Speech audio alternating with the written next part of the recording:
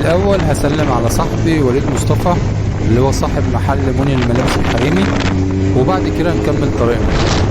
كان في متابع سألني وقال لي هل ركوب الموتوسيكلات ليه ضرر على الجسم؟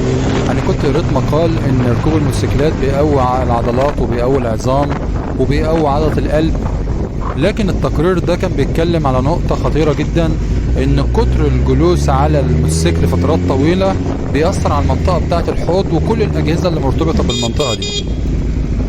وصلنا للشارع اللي في ظهر مسجد الأمناء اللي فيه مجموعة كبيرة جدا من المحلات، وشكل كده نسيت أقول لهم إن هسلم على صاحبي وليد الأول قبل ما نتحرك يعني.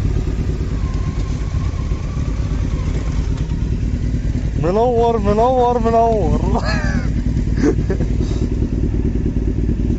وراح فين؟